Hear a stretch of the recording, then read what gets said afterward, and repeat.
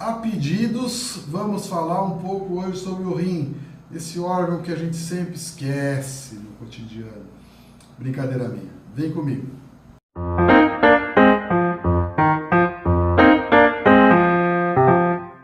Meu amigo, minha amiga, meu nome é Edmar Santos, sou médico cardiologista e é um grande, enorme prazer estar falando com você hoje de novo. Então me pediram para falar um pouco sobre a função renal, sobretudo nos pacientes com hipertensão, diabetes, que é o que normalmente os médicos mais avaliam, né? E isso, então vamos lá, né? Basicamente, o rim, ele, coitado, ele é um órgão que sofre muito na vida do médico. Por quê? E do paciente, sobretudo.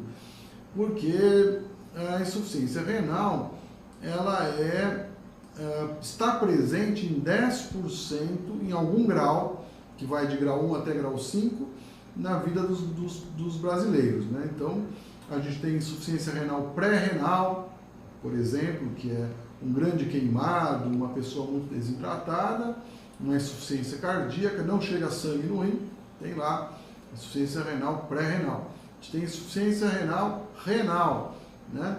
Por exemplo, diabetes, então ele lesa a microcirculação renal, né? Promove um dano glomerular, levando à insuficiência renal. E a pós-renal, por exemplo, um cálculo renal, né? Então, o que a gente vai se focar aqui é na insuficiência renal, que está ligada à hipertensão, por exemplo, à glomerulonefrite, ao diabetes. São as doenças que mais são a causa, né, a etiologia da insuficiência renal, que no seu estágio final culmina com a hemodiálise ou a diálise peritoneal e muitas vezes com o transplante renal, né? Por falar nisso, a Escola Paulista de Medicina, durante muitos anos, inclusive nos últimos anos, ela tem um destaque enorme para o transplante renal. Dr. Medina, que cuida disso lá, né, no Hospital do Rim, sendo o segundo centro em número de transplantes renais do mundo. Então, tá de parabéns à Unifesp, Escola Paulista de Medicina, pelos seus resultados extraordinários no que diz respeito ao TX renal, transplante renal. Mas o grande problema é o seguinte, sobretudo no indivíduo diabético, né? Que sempre na avaliação do indivíduo que você tem um hipertenso ou diabético, seria de bom tom solicitar a creatinina, né? Apesar dela ser um substrato que não é muito preciso, ela é o último a alterar-se na função renal, mas você pode usar as fórmulas adequadas para isso, a fórmula do MDRD e a fórmula da Sociedade Americana de Nefrologia, né? Tem no próprio site, tem. Ela usa então as variáveis da idade, do gênero, né? E da creatinina. Basicamente é isso que ela usa. E você consegue calcular então o ritmo de filtração glomerular. A gente sabe que por essa fórmula, sabendo o ritmo de filtração glomerular e a existência de microalbuminúria ou albuminúria, vamos dizer assim, você consegue analisar então tanto o rim estruturalmente como função, né?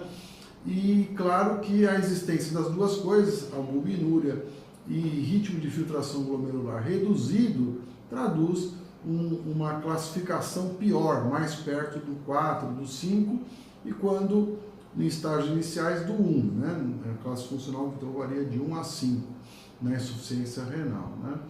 E a gente sabe que o grande problema é que no indivíduo do 4 para 5 é mais comum ele morrer do coração, porque existe essa conexão, esse crosstalk que chama, entre coração e rim.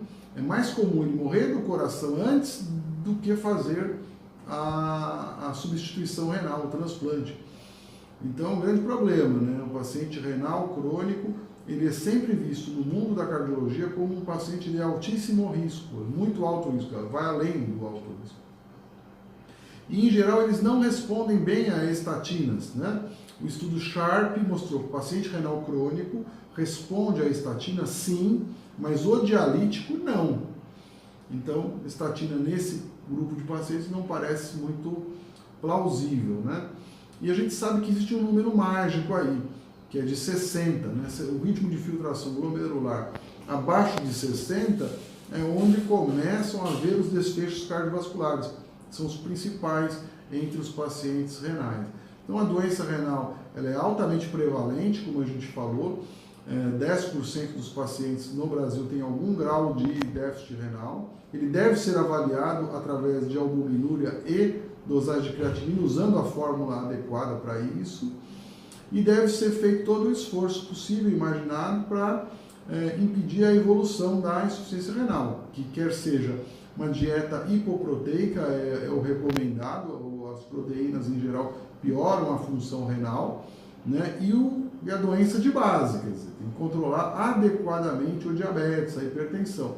Existem algumas drogas que melhoram ou retardam a progressão da evolução da insuficiência renal, vamos dizer assim, que são, no caso do diabetes, os inibidores SGLT2 e, no caso dos hipertensos, os IECA ou BRA, que vão agir nos túbulos proximal e distal, respectivamente, né, nos rins. Então, existem sempre coisas a serem feitas e o rim não deve ser negligenciado, em hipótese nenhuma, numa consulta médica. O grande vilão também da função renal, sobretudo no Brasil, onde compra-se remédio com muita facilidade, é o uso de anti-inflamatórios não hormonais, né? Eles são bastante nefrotóxicos e costumam causar enormes problemas para os pacientes que têm algum déficit renal de base já, né? Na ordem, a glomerulonefrite é 13% das causas de insuficiência renal, o diabetes algo em torno de 11, 12, e a hipertensão 10. A hipertensão já foi a principal causa de insuficiência renal, não é mais, o que é muito bom, sinal que a gente está tratando melhor os indivíduos hipertensos, tá bom? Um grande abraço, tenha um ótimo dia. Tchau!